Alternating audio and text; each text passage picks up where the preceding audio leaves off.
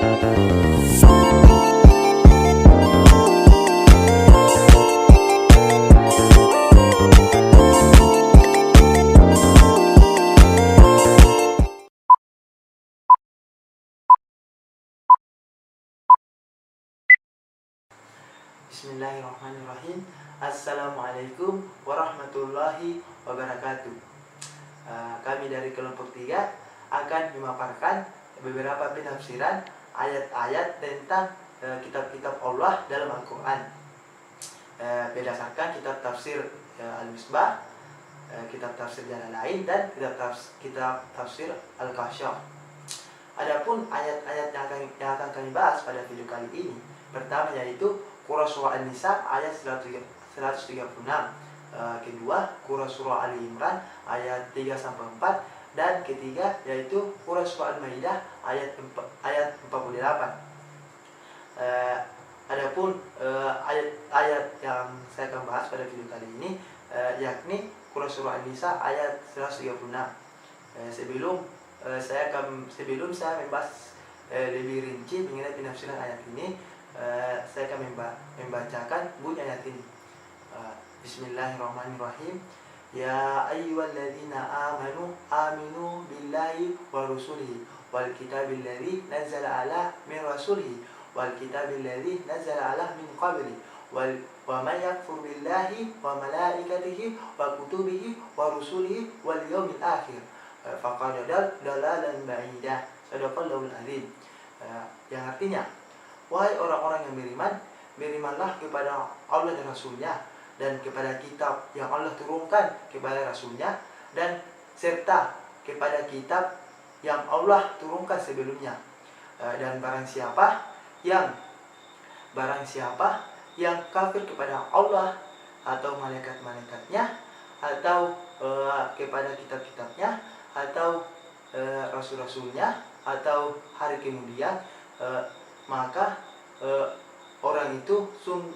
sungguh orang itu telah sesat dengan kesesatan yang sangat jauh. Menurut kitab tafsir Al-Misbah, menurut Ibnu Quraisyihab yang merupakan pengarang dari kitab tafsir Al-Misbah, mengenai ayat ini bahwasanya, wahai orang-orang yang beriman, tetaplah beriman kepada Allah dan Rasulnya, dan kepada kitab-kitab yang diturunkan kepada Rasulnya, dan kitab-kitab yang Allah turunkan sebelumnya. Kitab-kitab yang Allah turunkan sebelumnya ini yang dimaksud adalah Taurat, Injil, dan Zabur. Dan barang siapa yang kafir kepada Allah atau malaikat-malaikatnya, atau rasul-rasulnya, atau kitab-kitabnya, atau hari kemudian, maka Allah Subhanahu wa Ta'ala akan memberikan mereka kesesatan yang sangat jauh. Panggilan orang-orang yang beriman dalam awal ayat ini yang disusul oleh perintah beriman, ada yang memahaminya dalam arti orang-orang yang beriman tetapi mereka masih memiliki kekurangan dari iman mereka, dan mereka yang memahami ini itu mengatakan bahwasanya orang yang beriman yang dimaksud itu adalah orang penganut agama Yahudi yang sudah masuk Islam.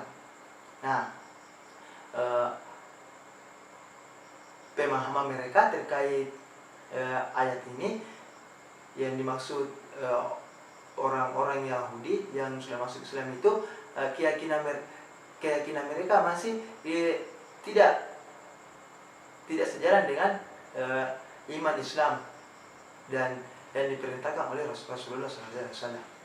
Ada juga yang memahami bahwa orang-orang yang dimaksud di sini itu adalah orang-orang munafik yang memiliki keimanan masih lemah, dan ada juga yang memahami bahwa orang-orang yang dimaksud orang-orang beriman yang dimaksud itu adalah kaum mukmin. Bahwasanya dalam ayat ini yakni wahai orang-orang yang beriman, tetaplah beriman kepada Rasulnya. Bahwa yang dimaksud itu perintah beriman kepada kaum mukmin bahwasanya Allah memerintahkan kepada orang mukmin untuk mempertahankan keimanan mereka, bahkan ingin meningkatkan keimanan mereka supaya semakin imannya itu semakin kuat. Tabatabai juga mempunyai pendapat yang sedikit berbeda. Menurutnya, perintah beriman untuk orang-orang yang beriman adalah perintah mengimani rincian yang disebut oleh ayat ini. Nah, rincian yang disebut oleh ayat ini berkaitan satu dengan yang lainnya, dan mengharuskan yang beriman kepada salah satunya, beriman pula kepada selainnya. Nah, karena itu pula huruf waw yang biasanya diterjemahkan dan, tetapi dalam ayat ini yakni wa may yakfur billahi wa malaikatihi wa kutubihi wa rusulihi wal yaumil akhir. Huruf waw ini tidak diterjemahkan dan, tetapi atau sebagaimana yang terdapat dalam ayat. Dalam kitab tafsir ini, Al-Misbah ini juga dijelaskan bahwa ayat ini menyebut 5 hal pokok. Tidak dipungkiri juga bahwasanya takdir Allah juga termasuk dari rukun iman. Kenapa? Walaupun serangkaian ayat ini tidak terdapat takdir Allah, tetapi ada hadis-hadis sahih yang menyatakan bahwa takdir Allah juga harus diimani. Nah, di sisi lain juga dicatat bahwa keenam rukun Islam yang populer ini juga harus diimani oleh apa yang disampaikan oleh Rasul, baik itu melalui Al-Quran, hadis, dan sunnah-sunnah yang sahih. Nah, adapun penafsiran ayat ini dalam kitab tafsir Jalalain, yaitu ya ayyuhalladzina aminu, wahai orang-orang yang beriman, berimanlah kamu. Artinya tetaplah beriman billahi wa rusulihi wal kitabil ladzi nazzala ala rasulihi, kepada Allah dan Rasulnya, dan kepada kitab yang diturunkannya kepada Rasulnya, yaitu Muhammad SAW, yakni Al-Quran. Wal kitabil ladzi nazzala ala min qablu, dan serta kepada kitab yang diturunkan sebelumnya. Maksudnya kitab-kitab yang diturunkan kepada para rasul. Dan menurut qiraat, kedua kata kerjanya bersifat dalam bentuk pasif. Wa may yakfur billahi wa malaikatihi wa kutubihi wa rusulihi wal yaumil akhir faqad dalalan ba'idah.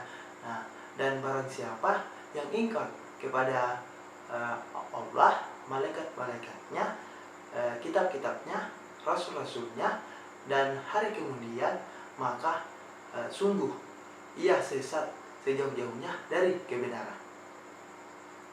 Bismillahirrahmanirrahim. نزل عليك الكتاب بالحق مصدقا لما بين يديه وأنزل التوراة والإنجيل من قبل هدى للناس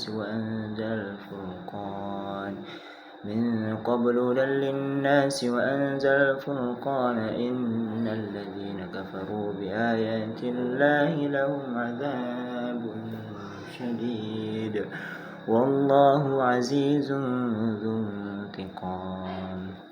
Yang artinya, Dia telah menurunkan kepadamu Alkitab dengan hak, membenarkan kitab yang telah diturunkan sebelumnya, dan menurunkan Taurat dan Injil sebelum Al-Quran untuk menjadi petunjuk bagi manusia, dan Dia menurunkan Al-Furqan.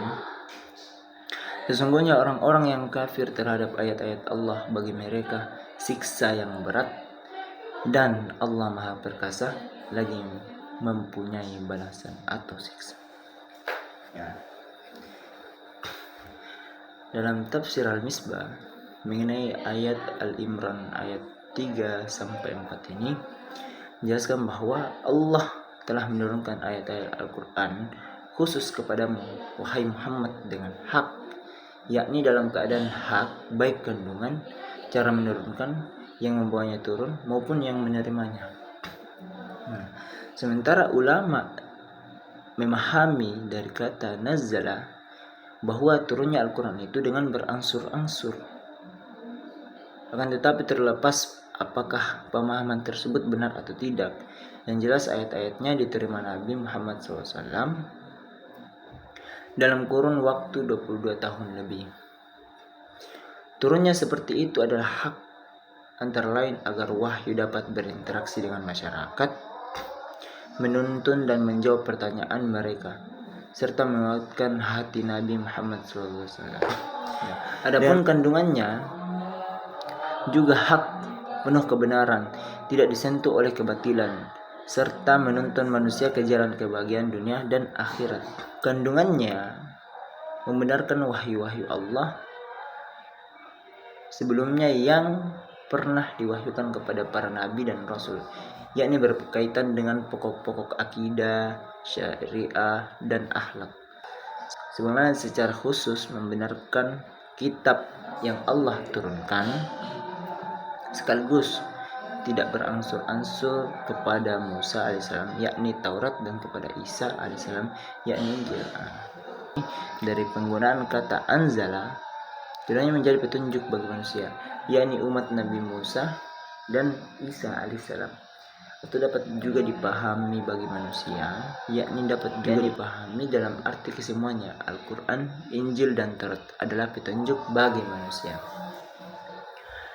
Kitab-kitab suci menjadi petunjuk bagi manusia. Ada yang memanfaatkan petunjuknya, mereka yang dinamai Al-Muttaqin oleh Quran surah Al-Baqarah, dan juga ada yang tidak memanfaatkannya, mereka lah orang-orang kafir dan munafik. Nah, sedangkan dalam tafsir Jalalain, nazzala alaika itu yang artinya diturunkannya kepadamu hai Muhammad Alkitab, Al-Quran bersikan bil haq. Jadi maksudnya di sini bahwa kitab Al-Quran itu diturunkan dengan bersikan bil haq, kebenaran dalam semua beritanya. Musaddiqan lima baina yadayhi, membenarkan kitab-kitab yang berada di depannya, maksudnya kitab-kitab yang turun sebelumnya. Wa anzalat Taurat wal Injil, dan diturunkannya pula Taurat dan Injil. Selanjutnya min qablu dan linnasi, min qablu artinya sebelumnya. Artinya sebelum diturunkannya Al-Quran, dia menjadi petunjuk, dia menjadi hudan. Min qablu hudan, menjadi petunjuk. Baik, perkenalkan, nama saya Siti Fatimah dari Prodi Ilmu Al-Quran dan Tafsir. Nah, pada kesempatan kali ini saya akan melanjutkan pembahasan dari teman kelompok saya yang membahas mengenai ayat tentang kitab-kitab Allah. Nah, pada kesempatan kali ini saya mengangkat ayat 48 dari Quran Surah Al-Ma'idah dengan menggunakan penafsiran Az-Zamakhsyari, yaitu dalam tafsir Al-Kasyaf. Bismillahirrahmanirrahim.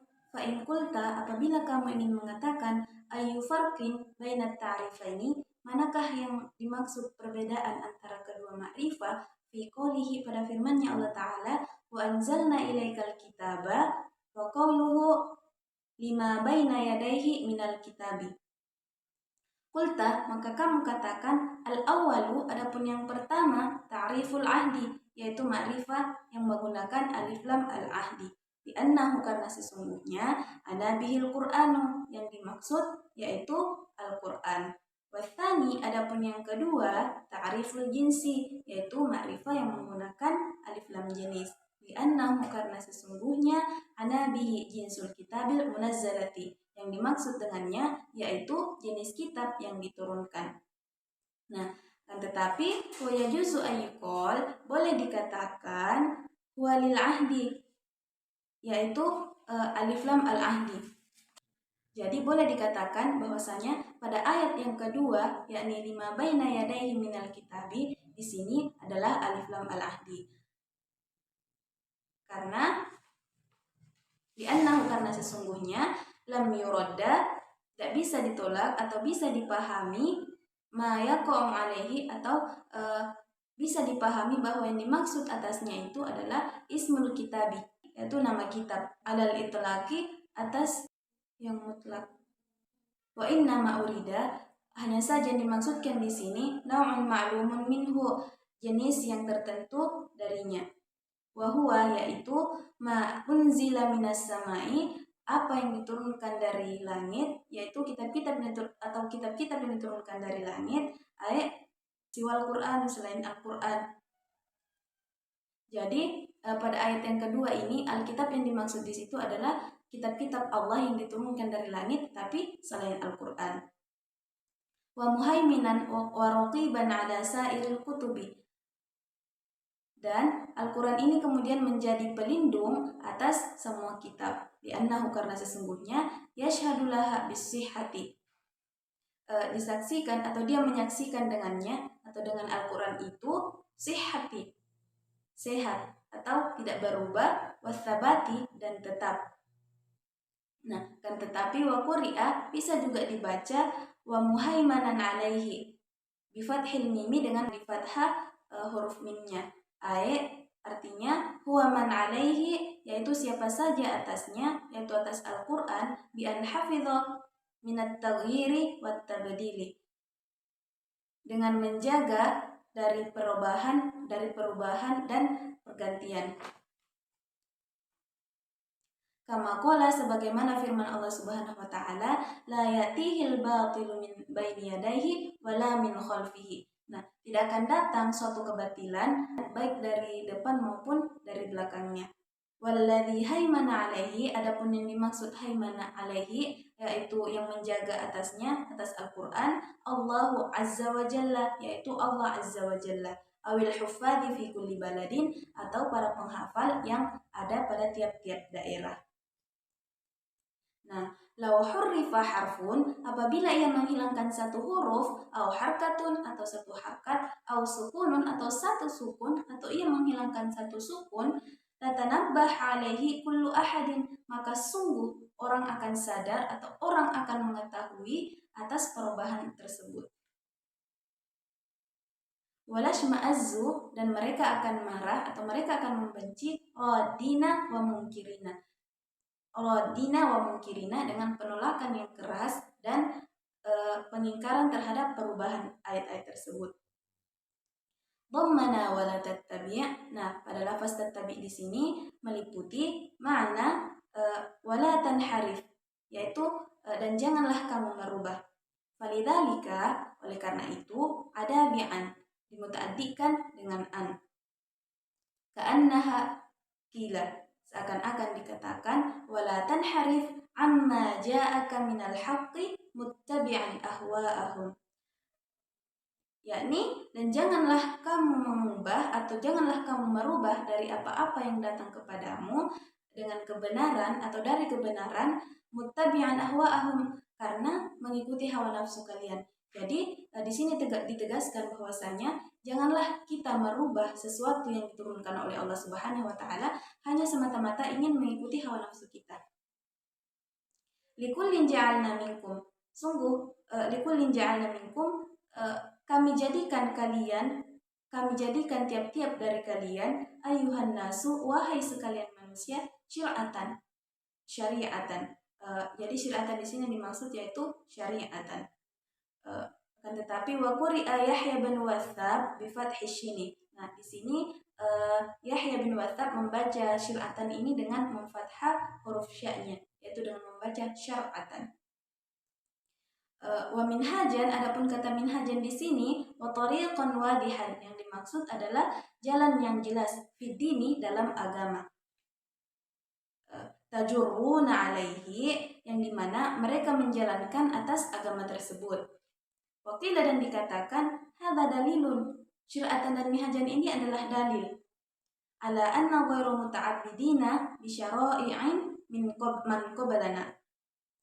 Bahwasanya sesungguhnya kami tidak menyembah dengan syariat-syariat yang ada sebelum kami atau syariat-syariat sebelum kami. Jadi kami tidak menyembah apa-apa atau syariat-syariat yang datang sebelum kami. La ja'alakum ummatan wahidatan, sungguh kami bisa menjadikan kalian ini satu umat atau umat yang satu. Jama'atan muttafiqatan, menjadikan kalian kelompok yang bersatu ala syariatan wahidatan, dalam satu syariat atau dalam syariah yang satu, awdawi ummatan wahidatan, atau kamu bisa menjadikan kalian ini terdampar sebagai umat yang satu. Artinya dinun wahidun, agama yang satu. La ikhtilafa fihi, tidak ada perbedaan di dalamnya. Jadi Allah bisa saja menjadikan kita ini sebagai umat yang satu, umat yang mempunyai syariat yang satu tanpa ada perbedaan di antara kita. Akan tetapi